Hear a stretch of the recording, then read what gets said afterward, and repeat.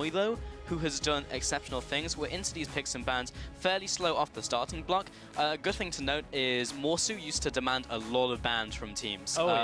He had that tweet back in the day which was, you have to triple ban me or you'll have a bad time, or pick Malphite or you'll have a bad time. Already banning out the Fiora, so I'm going to assume he's picked it back up.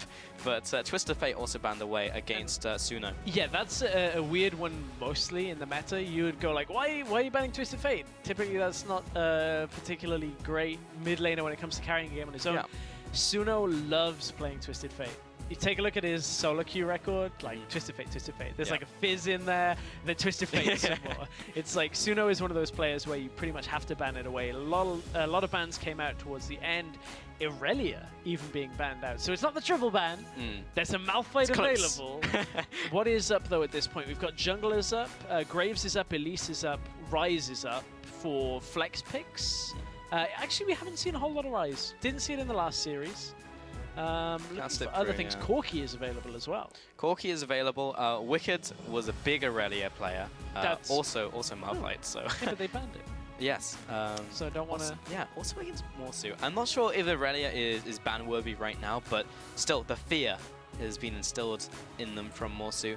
Looking for this first pickup, highly doubt it's going to be Aatrox. Trundle makes a lot more sense and will be picked up here. Most likely going to be in support role, as we are on 6-1 currently. He had the nerfs to top lane Trundle. A lot of nerfs across the board, so generally just seeing him in support now. But then, like, that's a fairly big statement of how much they trust in Sernukes a lot.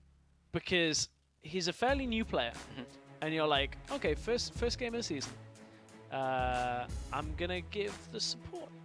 First pick to you. First pick to you. Yeah. You better do well on this. So now we have to see how are his pillars. I hope they don't do that. All that pressure. It's like, you better do well. We're first picking this specifically for you. Yeah. Well, I mean, you look at the other options available if they were looking to flex.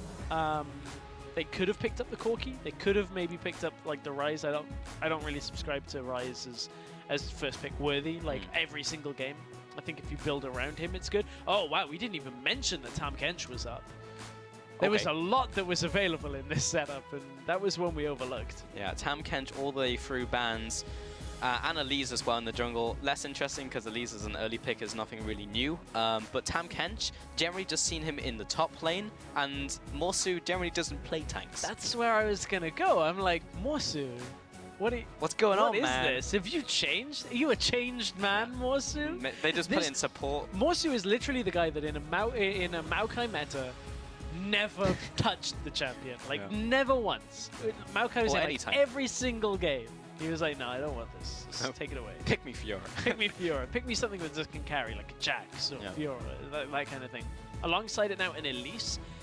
This is the kind of setup that is kind of made to assist the rest of the map. This is like a cocoon and protection setup from these two picks. So SK clearly either putting a lot in Suno or in Bardax, one of the two. They either opt for like a hyper carry, AD carry here, or look for something that was scaling from the mid lane. Something with a lot of damage, a lot of burst perhaps. Mid lane, could be mid lane. It's Corki, could flex into the bottom lane, but has seen more success in the middle lane recently. But we'll see where it goes. Rek'Sai, most likely going to be in the jungle. Trout picking it up this time around. And now over to SK Gaming. Okay, what is the setup here? I would imagine they're looking to last pick mid, the Suno. So we just saw Lucian Janna in the previous game. It was unsuccessful as well. It was in game 1 of the series, I believe. 2, right? Game 2. I'm reading and I can't... Okay, I'm just going to let you guys in. So doing my champion select notes, I wrote them and then wrote Taric and Rux. So I'm like, I can't find Lucian and Janna. So I'm like, I know they were in there, but yeah, anyway, sorry. I'm having a funny couple of games. Lucian Janna, we've seen it locked in here. Yeah. I was like, I'm pretty sure it was last game. I sort of doubt myself. I was like, what's written down there? So I must be wrong. The pen and paper. I doubt my brain. That's what we should doubt. Reminder, Kindred is not available. 6.1. Yeah. Because the don't lock it in. Was seen in the LCS, so it is not going to be an option, even though they are potentially looking for an AD carry here, or a mid laner if they want to put Corki in that AD carry role. Yep. And actually, yeah, there's a bunch of flexes here, so it could be pretty much anything What? Just looking at it like, there's so much. But one thing we do know for SK is they're looking for a fairly protection setup. When you look at Janna, Tam Kench, that's like stay away from somebody. And okay, so it is going to be mid lane Corki at this point. Yeah, mid lane Corki, Kalista AD carry, Rise into the top lane with Trundle support. Rise, they're basically assuming that it's going to be Tam Kench top because Jan's locked in, so that would make sense. And also Elite, so there's no chance of it going to the jungle. So they know what the top lane pickup was there, and they picked Rise into it, which is fine. Tam Kench isn't really going to punish the Rise that much in lane. And then potential last pick could be Victor. There's a lot open in the mid lane, but Victor would do fine. It's the high damage we were looking for in the mid lane as the composition was coming together. Good wave clear as well, so when Corki kind of tries to siege mid lane, you just push him back. I hope we see the augmented E come out rather than trying to rush Frost Queen's claim.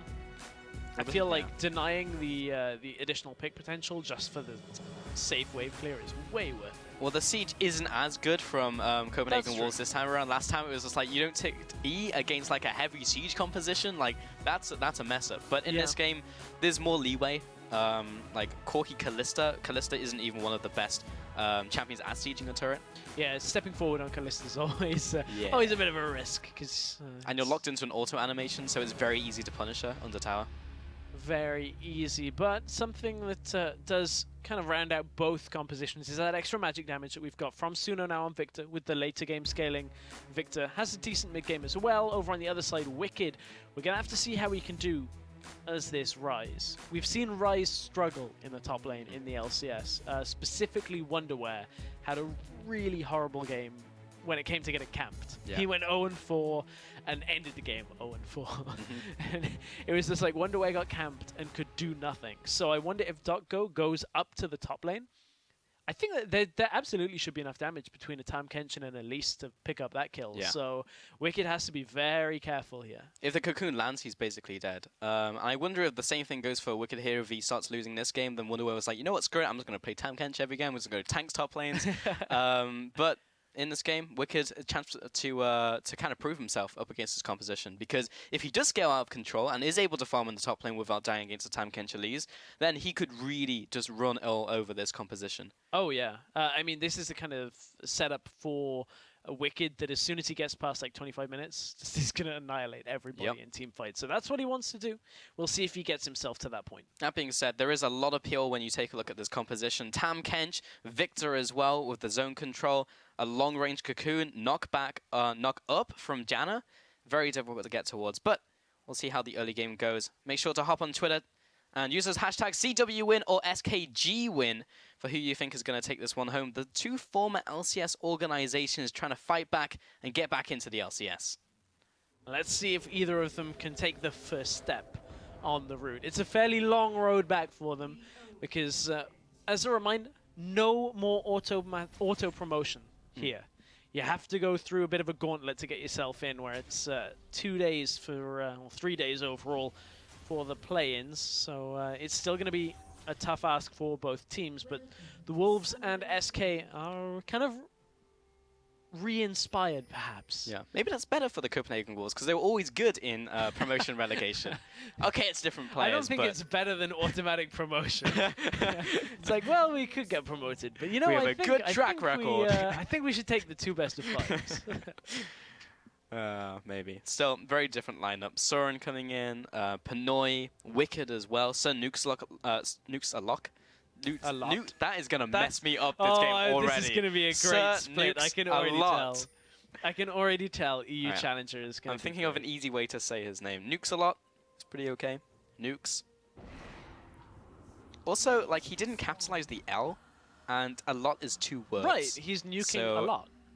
Oh, a lot. Like, oh, okay. Like the animal, a lot. Yeah, exactly. So it's like sir, so him. Yeah. And like nukes, I guess, is a verb in this situation where he's like doing the act of a nuke. Yes. And then a lot is the subject. Okay. So okay. He's nuking a lot. So basically, we're gonna get a angry email from like Peter. Yeah. To be like, please stop nuking a lot. I can take that. Okay, so that makes more sense to me now. Dogo. .go. God damn it. .go in the jungle with Morsu. Not going to take a whole lot of damage here. This is a double jungle setup, as we do have Lane swap going on. Yes, lane swap coming out this time. SK are the ones that are initiating this. They don't want to put the Lucian and the Janna in front of Kalista Trundle. There's quite a fair amount of damage that kind of can trade into that. Also denying now the Rise up in that top lane. You want to stop him from getting as much free farm as possible, or just farm in general. It also puts now Wicked behind. They were not expecting this lane swap to come out, so Wicked now had to run down after not really getting much from topside, and now has to do double jungle with Trowan. So they're a little bit behind now on getting this duo lane to the, this duo setup to the bottom lane. You can see already on the red buff is the SK double jungle pairing here. Yeah, definitely behind the curve. And Dotgo already on level 2. Slight reset on the camp, which is a little bit unfortunate, but not really going to matter that much. And Morsu hits level 2 as well. Also with the Corrupting Potion start. So this lane swap was started up by SK to get Morsu out of the 1v1 matchup against Rise. And how much is Rise really going to suffer in this matchup? Well, that's what we're about to find out in, I guess, phase 2 of the lane swap. But look at the difference here. It's a 4-man push from SK and a 3-man push from the Wolves here. So Wolves will have the advantage out on the rest of the map if they can somehow get the vision control, maybe get a little bit more farm onto Trowan, but Tower is going to be slightly slower because of that. Well, Trowan's... They both will die, though. Trowan's not doing a lot right now. I think he just took the crab. And now he goes bot. To bot lane, okay. So they'll end up taking this tower, but the tempo is over to SK. Morsu will also take this tower by himself. Now the rest of the lane is going back. The bot lane is now recalling. Vardags and Unlimited won't be able to get to the bottom lane, but if SK Gaming make the proactive play now after this lane swap, then they can stay ahead. They can stay ahead, but at this point they're swapping their duo lane to the bottom side, so EUCS is recalling as well, as is Kalista, so they're heading top side. So it looks like we're going to end up still remaining in the 1v2 situations, which makes it difficult for Wicked. And again, all of SK are trying to do is slow down Wicked a little bit here, but he hasn't really been punished for it. 13 CS now against the 7 of Tam Kench. Both junglers are around mid-side, maybe looking for a dive, but it is tough on the Corki, as we talked about. Very tough to actually set up any kind of gank on him, but however, the difference here is that Trundle Pillar could be enough. Suno will have to flash, and indeed he does just that. Dotgo coming to try and support his Korean ally and does get there in time. Suno even pops Ghost to get away, and we didn't even mention that Ghost mid lane Victor. And those Summoner spells did pay off, but has to burn both of them so early on. So there's two things about Ghost Victor. One is the obvious one of being able to escape ganks that little bit easier. The other part of that is this goes towards team fights. Popping Ghost in the middle of a fight and running towards the backline, if you can cut an angle in, allows you to get a really good ult off. If you can pretty much combo one of the backline threats just from having that extra movement speed, you can just blow somebody up straight away and end up taking them down. Wow, Wicked forced to flash out.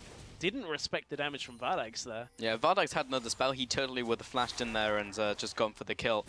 Also didn't want to be CC'd under tower, but yeah, already just kind of flexing their muscles. Vardags and Unlimited. I just can't speak English Neither today. of us can. It's okay, don't worry. Feels really bad. However, looking at the bottom lane setup, SK have got enough to deny top lane. So EUCS, wow, big chunk onto him with the added tower damage came out from that. And finally, Trowan is getting himself into the mix in the bottom side now. A little bit late to that party, but they do hold the turret nonetheless. And at this point, you've got to look at this bottom lane here for Vardags and Unlimited. They weren't in a 2 versus 2 situation. Morsu even misses the tongue lash there. Yeah, no 2v2 situation for the bottom lane. And it's difficult to read what kind of a setup they're in. I'm waiting till we get a 2 versus 2 so I can really see where Vardags and Unlimited stack up against other bottom lanes. I really want to know what Morsu does in this game, because this is the first time I've ever seen him on a tank and not a carry. I mean, clearly he's off sorts. He missed the skill It's like, what do I do with this? It's like as soon as he's playing a tank, it just something switches in his brain and misses every skill shot. Well, luckily, he has 2 skill shots. I guess the ultimate kind of counts as well. He just like puts the Abyssal Void. It's like, all right, let's go. Brings in Suno, and this like goes to his base, and it's just like, well, I'm sorry, guys. In Morsu, they trust. Don't worry. Yeah. I don't think that's going to happen. That's a little unfair on Morsu. I think he's got it. I'm actually impressed to see him being a little bit more open-minded. Yeah, we joke about it, but it's like, good. It was actually a serious issue later on in the split. Oh, just dodges that Cocoon. Repel off to the minions, and he's good to go. Yeah, it was a massive issue because there was so many picks that his team just couldn't pick because he wouldn't play them. And now with a lot of tanks in the top lane, he can start playing them. Like Tam Kench is really good right now. Shen as well, we've seen. So could definitely help out SK in this split. So nukes a lot, walking into this bush, and is about to get nuked a lot by Morsu and Go.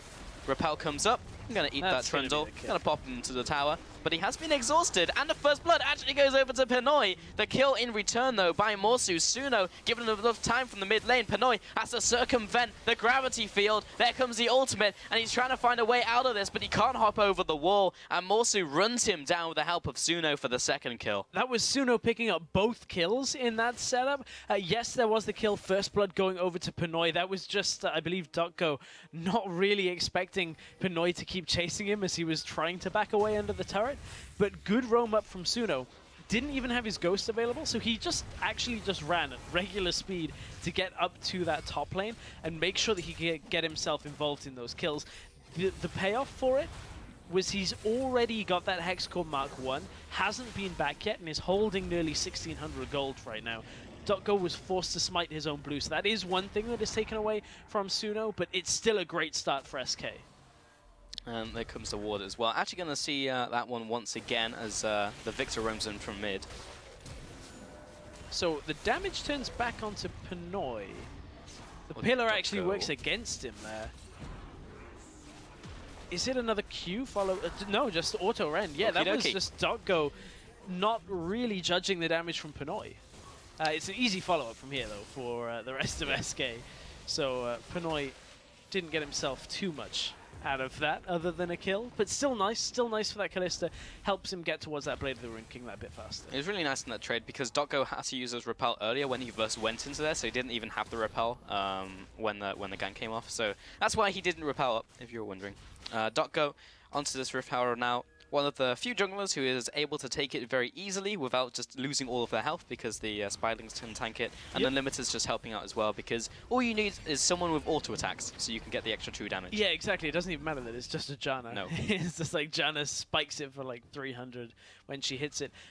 Build path-wise, Trowan, here comes the first package of the game. The package comes in. That's so much damage just from the Valkyrie, but Trowan is getting chunked out. The culling coming in from Vardax, and that is the kill back onto Copenhagen Wolves, who made that play with Sorin. And Go even survived, somehow managed to survive long enough to rappel up after the stun had worn off. And man, Go just getting himself out is a big win in that situation. They gave nothing over to SK, now he's going to take his red buff and probably head back to base after that. Yeah, he's good to go. Or maybe he just stays around because he's smited red buff as well, so he gets health back from it. That's a massive amount of regen that just came out onto Go. I want to take a little bit of a moment to look at the top lane matchup. So Wicked has himself a Tear of the Goddess. It has like 70 stacks right now. It's going to be a long road before that tier actually gets stacked up with a Catalyst at this point. So that's a little bit worrying for the Copenhagen Wolves. On the side of SK though, Suno has himself 2 augments on his Hex Core, plus Boots of Lucidity, which means wave clear for days. And that is exactly what SK need. They don't need the burst damage from Victor at this point. He can delay it for his second and third item and just go for wave clear for now. I also like the fact that they've moved Suno into the top lane to pressure the Rise, because Morsu wasn't going to do that. He goes into the bot lane, going to hold that fort for a second as Go maybe caught out in his own jungle, gets knocked up. Pinoy is also here to try and pick up the kill, and the ultimate comes through from Unlimited. I'm not even sure if that would have saved him, even if it had connected to multiple people. Too little, too late. I don't think the healing on rank 1 ultimate is enough to kind of survive through that. What they were going for was that over the Dragon War style play. Yeah. Problem was Unlimited was just late on the play as it was, so that's a bit of an embarrassing moment when you look at it, but it was a nice attempt. To go back onto that point, Suno is able to pressure Wicked while he doesn't have the Catalyst, so any damage he deals is basically going to stick. Okay, Wicked has opted towards the Ruby Crystal, but if you don't have the Catalyst, that's more of an issue when you're up against Victor. Even then, just the zoning presence alone from Suno, just from having 3 kills and extra damage, and Wicked not having his core items completed means that Wicked actually can't step up to the lane when Suno's there. Suno did, however, play a little bit, not carelessly, but dangerously by not checking for wards. There was a pink ward right in Blue Bush that he could have gone to, maybe looked at, but unless you're checking every single brush for pink wards, it can be a bit time-consuming. And what I would say, though, is if he had found that and cleared it out, it would make the next time he tries to do that a whole lot more safe. Yeah, also around that area, though, there was a lot of people, 1, revealed on the map, and 2, the people who are not revealed on the map. If they ganked him, I'm pretty sure Suno would have instantly killed them, so... Yeah, 2 versus 1 I'm not sure right now at this point, just from the fact that he's opted more for the wave clear utility, rather than, like... Yeah, 2v1, no, but he could kill one of them and claim worth. Yeah, he would take the 1 versus 1 trade, or even trade 1 for 1 in a 2v1, I think, but at this point he is considerably far enough ahead that I don't think he has to worry about making plays like that.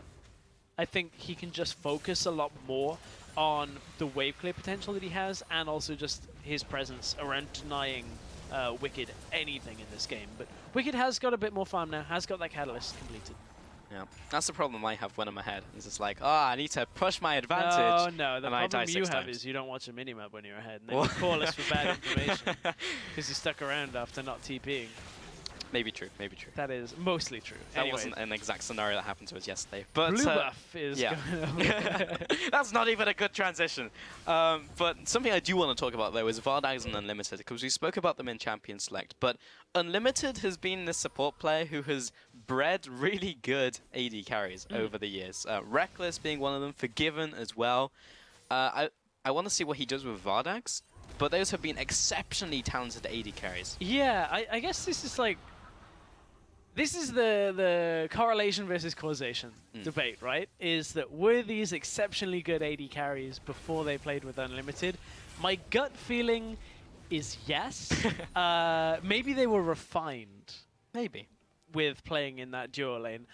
The problem that I feel like in general is the difference between the likes of Freeze and Forgiven and Reckless. You just named 3 AD carries that are, you know, regarded as some of the top AD carries Europe has ever produced when it comes to like their ability to play on a macro and a micro level. Vardags as an AD carry is good at going even in lane. He's very solid in that kind of setup, but didn't really step up to the levels that we saw of like a Forgiven, of a Reckless, of a Freeze, where you're mechanically outplaying at every turn.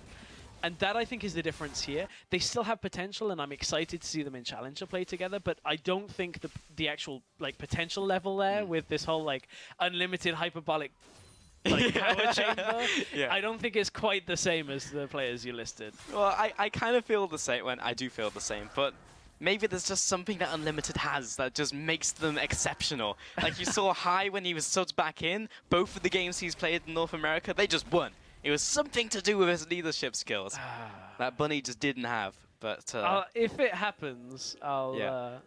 I don't know. If it happens, I'll buy into it. Yeah, remember this moment, folks. This is the time where Vardags becomes a god. He ascends. Unlimited's clearing a pink. It's fine. It all starts with this pink one. That wasn't even Vardags. That was Unlimited. Anyway, well, you do raise a good point, though, with the names that Unlimited has played alongside. But not that pink. That pink is one that will stay. He has deemed it, you know, important enough to stay. At this point, though, SK are slowing down the pace of the game considerably. Yeah. And this is what a composition with, like, Victor and Tamkench will do. Elise is caught, can't get out to the pit. Looks for Morsu. He's going to jump over the wall, and Morsu's going to gobble him up and walk to his tower, spit him out, and you're good to go. But he had to burn his flash for that one. This is what this composition will look to do. Ooh, Vardags takes a fair amount of damage. And honestly, Vardags is just going to keep pushing. Soren's going to keep pushing that while Wolves take the top lane. This is just kind of SK not reading the pushes correctly while they're trying to have this Victor deny rise. Victor's all the way down in the bottom lane, and what that means is the rest of Wolves just go, okay, we'll put 3 people top lane, we'll get a tower. Because you don't have enough wave clear from Tamkench and Elise to hold that. So while Suno has been denying Wicked, Morsu has not really been getting a big CS advantage in his own lane. And honestly, there hasn't been a whole lot of denying Wicked since he's got his core items now. Oh. He's still been farming. He's not being pushed back. He's got his Rod of Ages just completed. So they're really... The timer on holding Wicked back has really started to run out. We're getting towards the point where Wicked in the first couple of team fights is going to be a problem for SK. They don't have the most amount of magic resist. There is a cloak on Morsu, but apart from that, nobody yet has anything like an Aegis. Also, take a look at Trowen. Gone for Cinderhulk versus the Warrior enchant, which we saw Dan go for. Went for the Sightstone on top of that, so that means the entire team can just go straight up with the blue trinkets and the sweepers and just go Sightstone. Very rare that we see 2 Sightstones, though. Yeah. They've caught Sir Nukes a lot. And he's out. Fate's Call. Good spell. Yeah, very rare we see 2 Sightstones. And we have one on both teams. Yeah, that's true. I mean, in general, we've seen a lot of junglers like Graves opting away from that. It doesn't really work with his kit all that well. Then we've seen Lee Sin, who goes trackers anyway.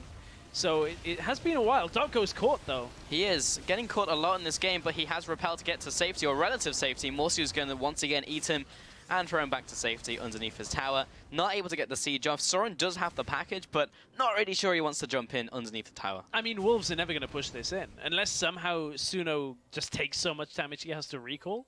You're not pushing through a Victor with Needlessly Large Rod, plus the Augments, and Boots of Lucidity. And Wolves know this. They turn themselves down to the Dragon and look to take their second of the game. Morsu wants to engage. He can't really find it, though. Gives him a lick, and now he's out. Gonna take away this ward as well. Gonna waddle back into the mid lane. Morsu literally just going pure tank in this game. I was just like, maybe there's something to this pick on Morsu. Maybe he'll just go pure tank, pure damage on Tam. Builds like AP. That's why he's playing Tam, but no, he's just playing him normally. Again, that's a good thing. It's a good sight to see for Morsu. Yeah. He's saved Doggo multiple times in this game already. However, I think with Ryze stepping to the top lane, SK may look to create some kind of offense here.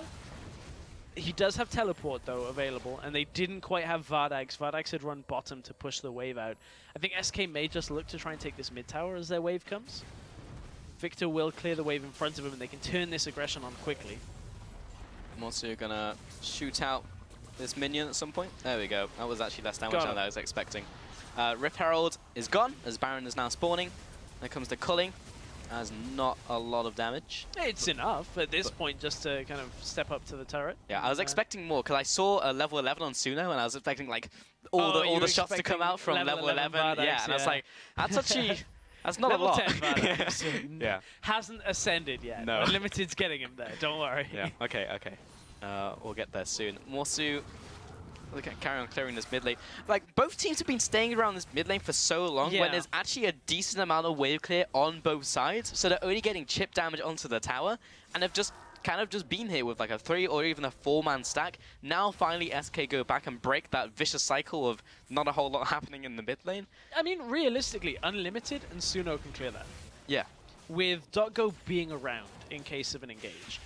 I think Wolves would struggle to get a solid engage just from the composition they're running. They don't have the likes of Malphite and Alistar, anything that can actually, dive consistently. Yes, they have a Trundle they can throw in using a Kalista ultimate, but I still think even against a Victor with a Janna beside it, they clear that and they hold on. So I'm surprised that SK have kept Vardags there. In comes the Abyssal Voyage, and there's the big marker that says, hey, there's Tahm Kench coming, and you just kind of walk away.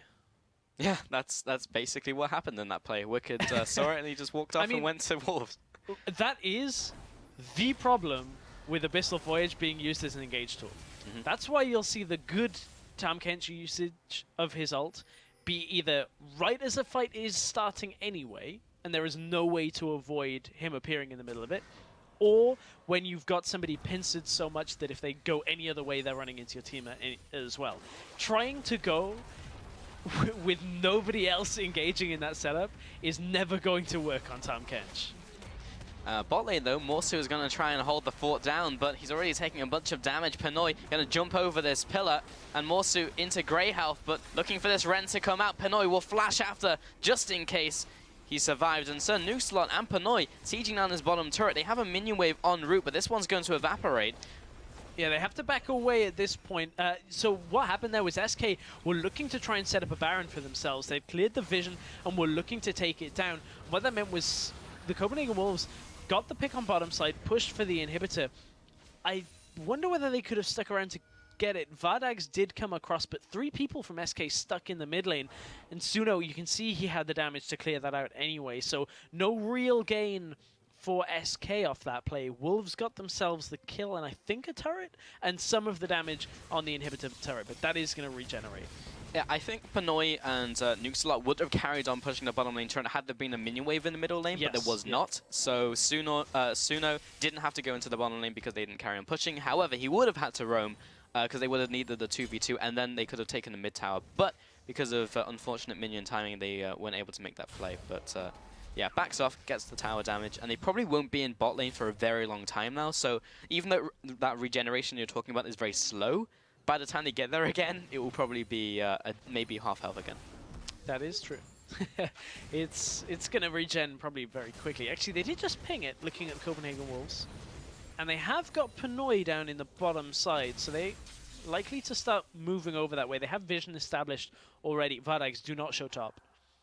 If Vardags shows in the top lane, they lose an inhibitor tower, like almost 100% here. Even if Suno comes across, I think they have enough damage to clear this out bottom side. If the Wolves go for this, they had to be instant. They had to be fast on pulling the trigger. So what it is SK are pushing mid lane at the same time, and the Wolves are going to try and let Panoy do it on his own, so that they can hold their mid tower. This is a little bit more greedy when it comes to map-wide plays, but it is with Panoy backing away, it's safer now. Rather than try and all in on an inhibitor turret, they're actually saying, okay, well, we won't gain anything, but we won't lose anything at the same time. Bot lane needed to be shoved faster by Panoy, though, because there was a lot of vision control going on by the rest of Copenhagen Wolves around that jungle area, instead of helping Panoy push, because he doesn't have incredible wave clear. Had they pushed the minion wave faster, he would have been at the tower faster and maybe picked up that one before Vardags came back, because they saw him and made the play you were talking about, but they didn't have the minion wave in the right place. Yeah, it was a little risky for Vardags to show top. Yeah, I must admit. In that kind of situation, you give away a lot of at least pressure on the map when you're looking to release a minion wave top lane, and your AD carry that clearly doesn't run teleport just walks into the lane. That's something we actually saw out of Origin when Sven just went top and the rest of his team got engaged upon because he was in full vision. It's not a mistake that you see teams at the top level do very often, but is one that starts to creep in Challenger. Yeah, it's definitely something we've seen more than once. So good thing that it wasn't capitalized on.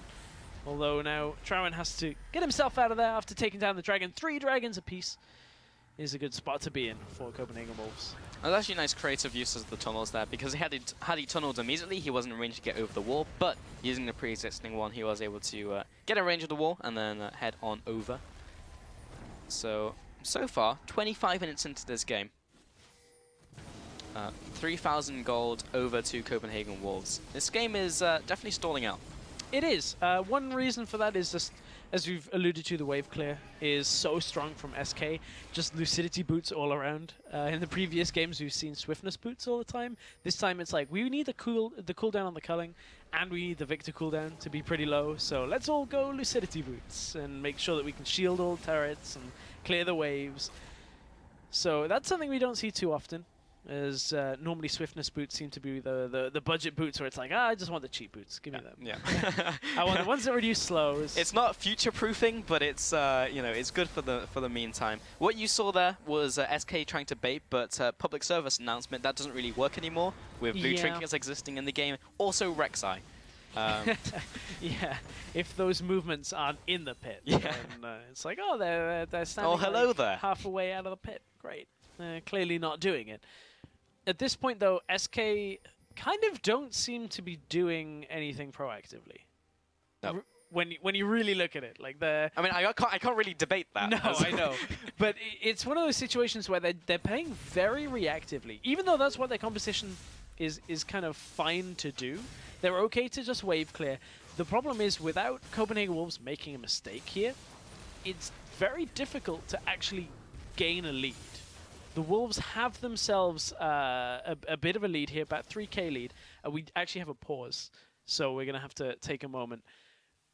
Wolves have the lead. It's about 3k. SK have to rely on the Wolves overextending and kind of making an aggressive play, or they're going to keep just kind of stalling. That is true. That is very true. We are going to take a look at one of the replays from this game so far. We've had 25 minutes, so this is the mid lane standoff where not a whole lot happened. Like, .go did get caught at the very start of this, but because Morsu is able to just eat him every time he gets caught, they were able to just throw him back to the tower, and then they just had this long standoff in mid lane. Yeah, this is a long standoff, and I actually think the replay is of the majority of it as well, because this really kind of highlights why there's been very little action in the game. Is you have these fights, Tahm Kench protects whoever gets caught, and then neither team is really ahead enough to push their lead. Morsu tries to go aggressive, it's a little bit of damage, and that's about it. And neither team is really making the big calls to go aggressive because they don't feel like they're in the situation to. There's no hard engage on either squad. Both are running disengage supports with some sense of scaling in this as well when you look at Rise and Victor. So neither team really wants to fight.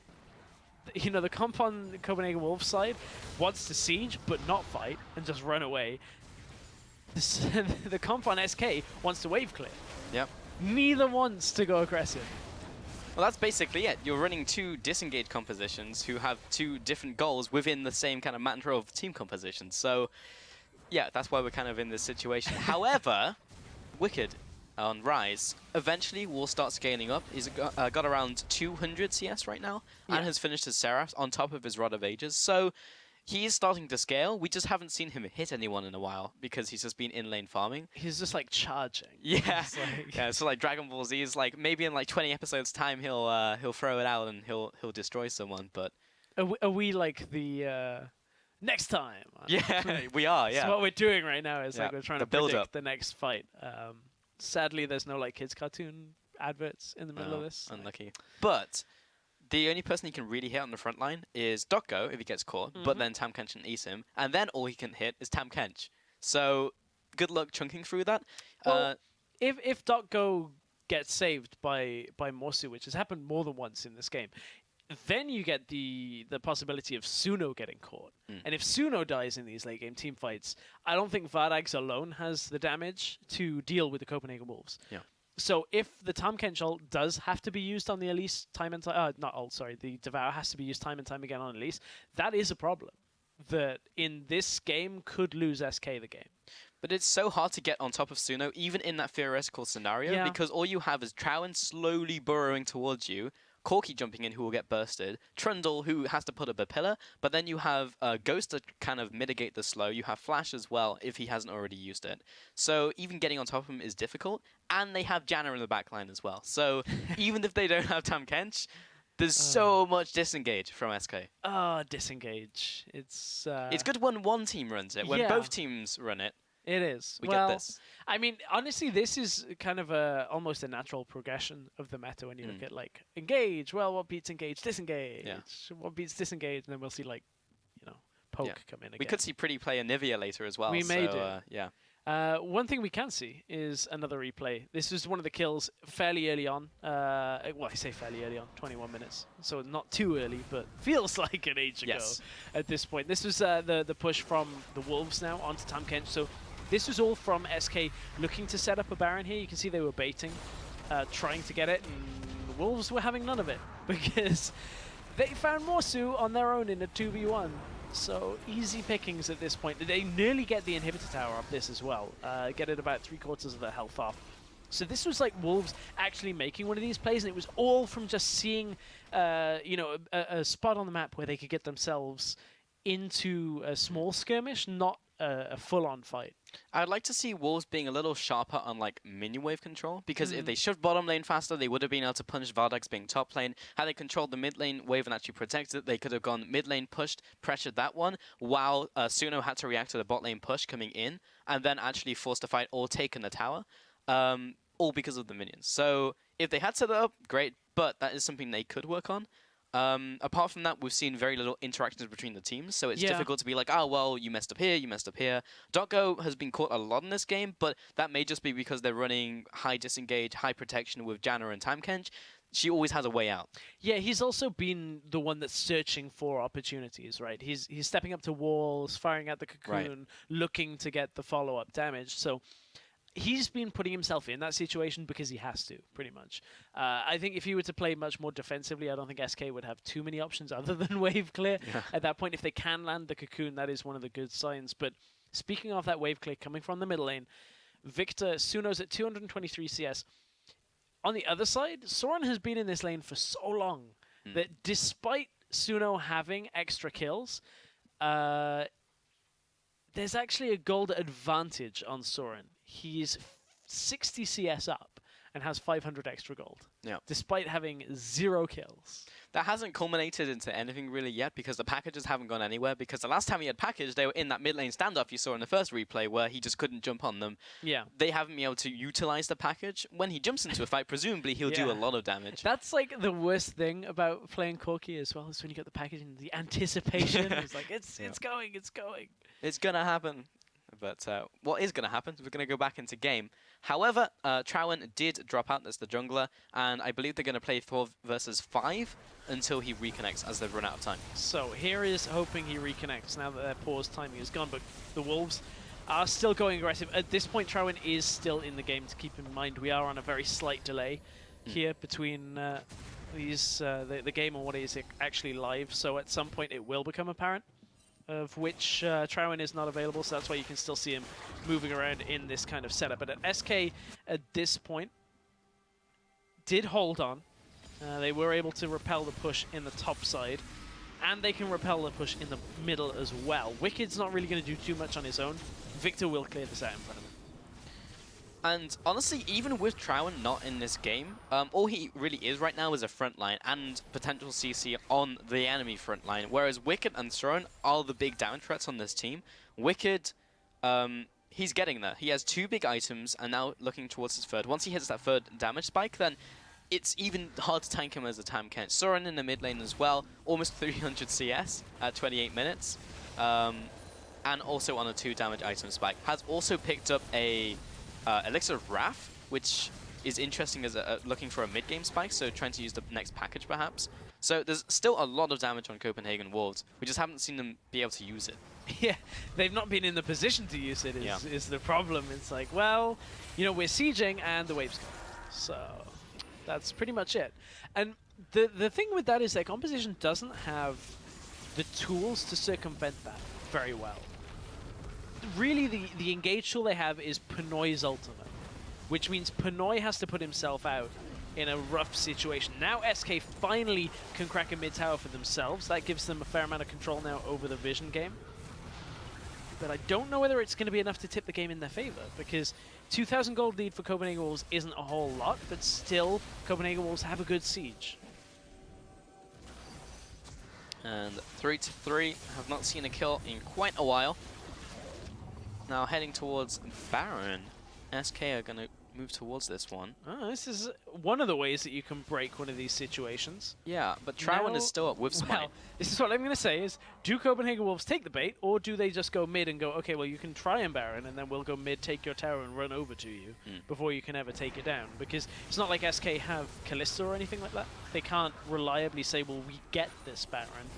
They have to kind of 50-50 on the Smite fight between junglers. Now Wolves are going to step up, but Gravity Field is there, and the shield from Janna. Man, this is so frustrating for the Copenhagen Wolves. This must be like, what, 11th, 12th phase of trying to step up to a turret and crack it, and it's just like, well, they got a Janna and a Victor, guys. I don't know what to tell you. You're not taking that tower today. However, they are getting it down by like maybe 50 HP every single time. So eventually, it's like erosion, right? Yeah, like. exactly. Oh, that is such a good analogy for that. Yeah, Copenhagen Wolves is the wave and the sea, and SK Gaming is the rock. Tide goes in. SK Gaming is the rock. Yeah. Dwayne Johnson. SK Gaming he is the rock. Dwayne Johnson. Well, I can tell you at this point, Copenhagen Wolves don't seem to be able to smell what Wicked's cooking right now, because he can't unleash that fireball that is Rise that just continues to output damage. Some point we'll see it. We will. We'll see him lay the smackdown on SK the Rock. Gaming. No, not on the Rock. The Rock lays the smackdown. All right. I'm getting confused in this analogy, and I don't think it makes sense anymore. But I think you're even too young to deal with like the Rock in his wrestling career references, so I'm gonna have to bail out of this. Yeah. Trowen has also bailed out of the game, not intentionally, but he's not in this game anymore. For the meanwhile. The Rock. Nice. Okay, I get it. Nice. Good job, observers. I'm totally on point with that. I'm glad you got our back. But yeah, Trowen is not currently here, so this is a 4v5 until he reconnects. We don't have an update on that, so at least for now, he is not with the team. SK take the next dragon. It's the first dragon of the game for SK Gaming, so still a big deal. The extra AZ and magic damage you get is quite strong. Wicked gonna pop his ultimate, and this time the gank may work out. He'll have to flash away. Unfortunately, there's a minion wave there, so Dotgo will not land his cocoon. It's getting closer. Suno was almost there at this point to block If off it wasn't Wicked. for that damn minion wave. Suno even popped his ghost to try and get there. He's like, guys, hold off. Hold. I'm ghosting. Hold. Hold. No, oh, you got it. Okay. It's not even like you can say that's an unlucky minion wave, because minion waves spawn at regular intervals in the game. And the age-old trick of minion waves and stuff like that is look at your own. Yes. Because you can read anywhere that, you know, is safe in the lane, anywhere the minion waves on your side are pushing at that time, it'll be exactly the same on the opposite side. So the minion wave wasn't the biggest thing. Looks like Trowen actually has reconnected, so it means that the Wolves will be back up to 5 versus 5. It did affect the fact that SK reliably took a dragon. I would assume with the knowledge of the disconnect. I'll be honest, they probably would have taken it anyway, as Copenhagen Wolves were nowhere near Dragon Pit. Yeah, I would say something similar. And also because of the pace of the game, actually not a lot changed. Yeah, I think we could have seen SK just go, okay, mid tower, let's go. Let's just push with the numbers advantage. So, attempt at the engage hit no one. They got the tower though. The rock has been eroded. They got it.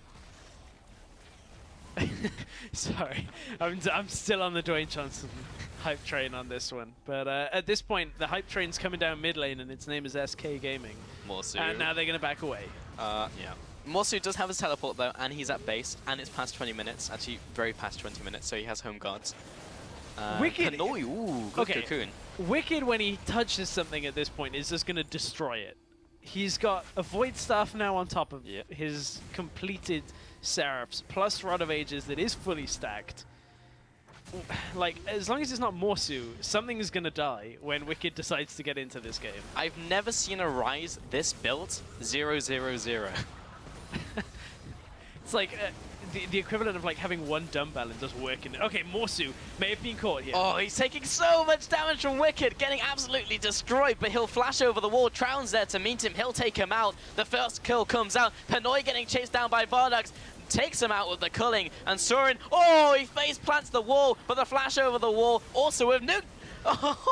Nukes a lot. I won't say Nuke Duck, but he gets nuked down and taken out, shut down over to Vardags. A 3-2 in favor of Copenhagen Wolves. And all of the damage from Wicked was able to just shred through SK for most of that. He only got the one kill, but so much of it was just focused on Morsu time and time again. Wolves now, they're looking for the Baron here. They don't have Callista, but they do have their Smite. The actual Baron damage is fairly slow here. It's not like they are going to shred through it. Blue Trinkets, 2 of them are available. One did just get used as we head into this replay. So this is Morsu getting blocked off. I think the stun comes out, and then it's just a Rise combo. Goes, look at that health just completely shredding through, even through the grey health too. That was a wicked start to this fight. Meanwhile, the rest of the fight happening in the backline, Pinoy got chunked out incredibly quickly as Vardax still has a whole lot of damage. Managed to pick himself up that kill. Then leaves the culling running as Soren. Yep. The unlucky faceplant. From here, though, Vardax manages to take one more with him. It's a nice play, but at this point, like, the Wolves just have Wicked at such a good spot that it's going to be fairly difficult for Wolves to lose a team fight as long as Wicked doesn't make a mistake. I mean, this was always coming, right? Like, when you have a disengaged composition against a Rise, then all you really need to do is just sit in the side lane and farm. And that's pretty much what Wicked did. 290 farm in this game, sitting on 3.5 items. They found EUCS may be able to take him out in the gravity field. He is not going anywhere. .go takes him out. And even though Wicked is very strong, I think he can make up for the fact that his support is dead still.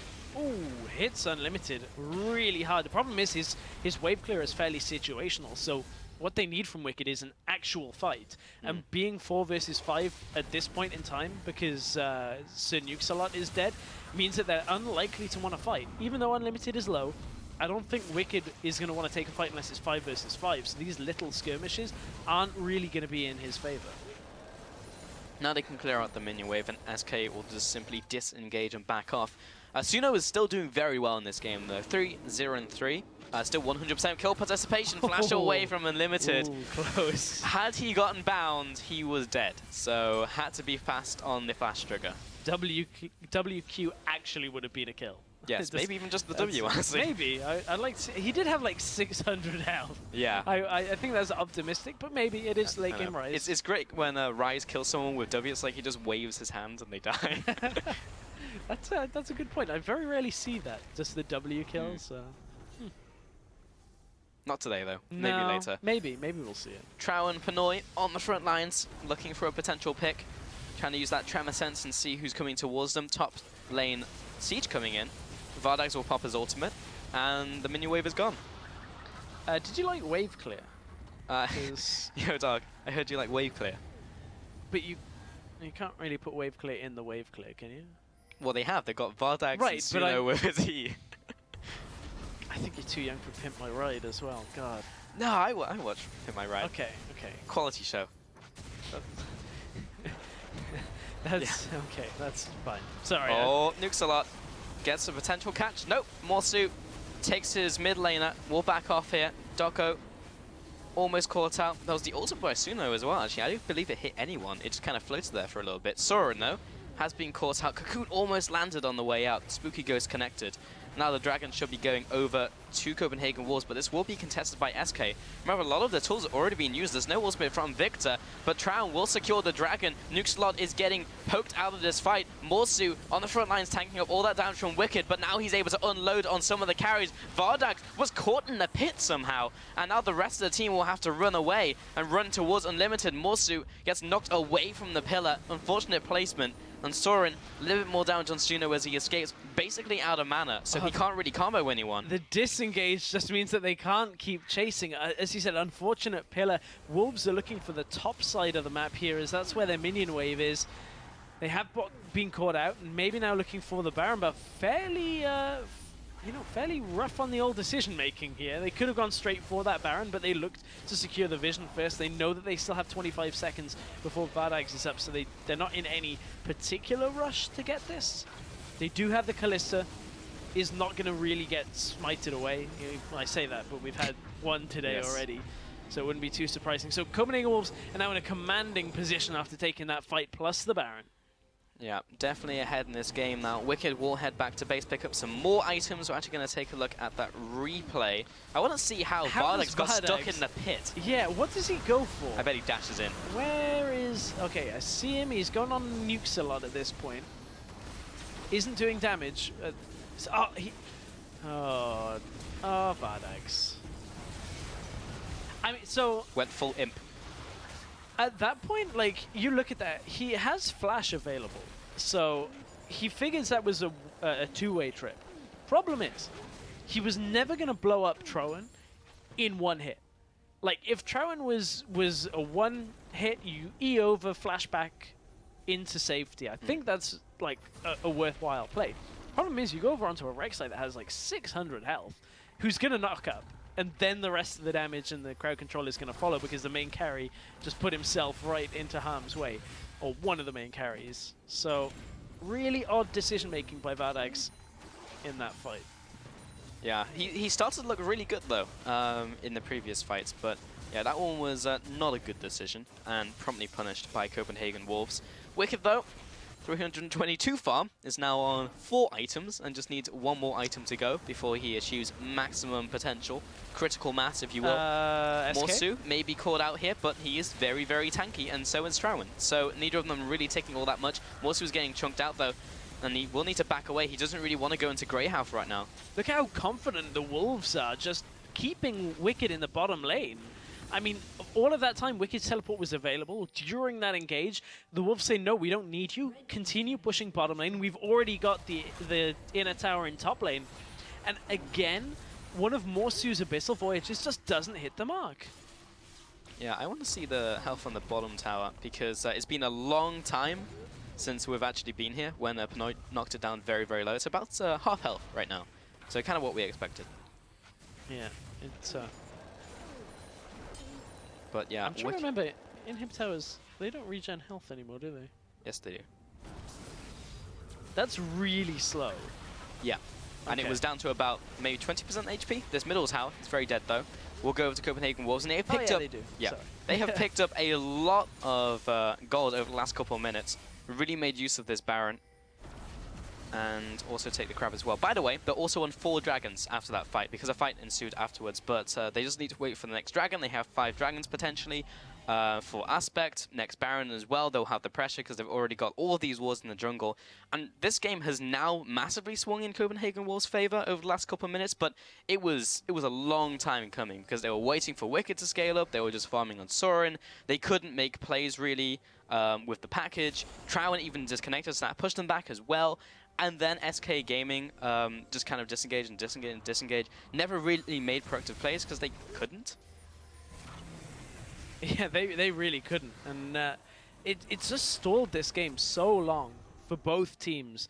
I mean, I think we're at an almost inevitable point from Wicked's perspective that now that he's got a 3rd defensive item that is providing him damage, the Copenhagen Wolves are in a situation where as long as Wicked doesn't get caught out in a team fight, as long as Wicked stays alive and can continue outputting damage, there's no reason that they should lose a fight.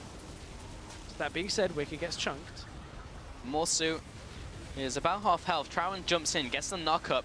Repel comes up and he'll try and jump away, but onto Wicked is not really safety. Morsu has to go into his E, and Vardags is caught, and now that is curtains for this fight. Over to Copenhagen Wolves, 2 kills onto their team. Now chasing down Unlimited as well. I don't really think he's going to get away. He's pretty dead. Get Panoid. He'll go down. And only Suno and Doko are alive. Suno can't really clear this minion wave because he's not even there to do so. And this middle tower should be going over to Copenhagen Wolves, and they should take the inhib as well. They do take the inhib. Tower inhib is going to follow, and the death timers are so long right now. 30 seconds on Vardags. Just under 40 on Morsu as well. There's really nothing that SK can do here. It's going to be Copenhagen Wolves taking game 1 as they push in for the Nexus turrets. Yeah, they are diving though, and Suno absolutely evaporates, destroyed by Wicked and Pinoy. Doko will also go down, and now they just turn the attention to the Nexus turrets. There's the first, there's the second, Cloud9ing it to victory, and there is the Nexus as well. Copenhagen Wolves in 44 minutes bring it home and pick up the win. Very slow-paced game from these two. Marathon effort, hitting nearly that 45-minute mark, 44 minutes in 4 seconds. Yeah. As the Nexus exploded. So, man, that honestly, that was a tough game from both sides of the coin on that. Like, Copenhagen Wolves just looked a little bit headless in the middle lane, not really having anything to offer to push. And SK, Suno held them in this game for so long, just wave clearing, just pressing E on Victor and holding it there. And the rest of the team didn't really make any solid attempts at plays. They had Morsu trying to use the Abyssal Voyage, but couldn't really get there at the right time. They weren't coordinating with that. Yeah. And it just meant that SK couldn't do anything either. Both teams just were at a stalemate for so long. So what I wanted to see was more of a hyper carry picked in the final role, maybe like a Tristana, something like that, because it was last rotation when they picked up the AD carry, and they could have done that with this composition with like Tam Kench and heavy disengage and heavy peel. Ultimately, all they had was a Victor who, okay, has very good burst and engage, burst and high damage in like the mid game, and if he gets ahead, Lucian kind of all the same throughout the game, never really spikes at any point. So I would have liked to see a hyper carry, but I would have liked to, but I think had they not got the advantage with Suno in the middle lane. I think playing that hyper carry style, we've seen like the Tristana with being one of the primary damage components get outscaled fairly heavily. That happened to Vitality in week 1. So I think there is the risk that could have gone badly, but in this kind of situation, it just the way the Victor got ahead was enough to stall the game for so long. I don't know.